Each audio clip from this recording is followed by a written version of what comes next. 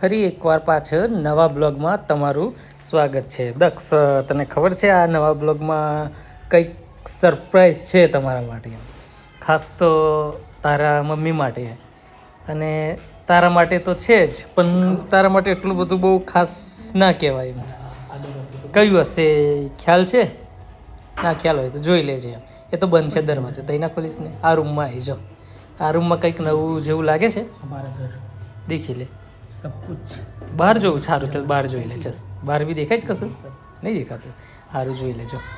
અંદર કંઈક છે સરપ્રાઈઝ. ઉપર જો, ઉપર દેખાશે જો. હા, એ પંખો લગાવી આવેલો. બહુ ગરમી પડે છે ને એટલે તમને પંખા લગાવી દીધા. નીચે રસોડામાં એક પંખો લગાવી દીધો એટલે તારી મમ્મી સારું સરસ ખાવાનું બનાવી આવે ને મજા આવે. તને જ્યારે જોઈએ ત્યારે નાસ્તો કરી આપે. એટલે નવા પંખા 2 લઈ આવ્યા, તે આજે લગાવી દીધા છે. વિચારો તો કે એસી જ નખાઈ દો એક મોટા રૂમમાં ઉપર એમ, પણ આ વર્ષે રહેવા દીધું. હવે પછી આવતા વર્ષે ઉપર તારો એક આખો રૂમ બનાવશું ને તો સરસ મજાનું એક એસી, તને જે ગમે ને તે એસી લખાઈ આપીશ. પંખા કેવા લાગી ગયા? સારા લઈ ગયા હોય તો કોમેન્ટમાં લખજો પાછો કે સારું છે, સરસ એમ.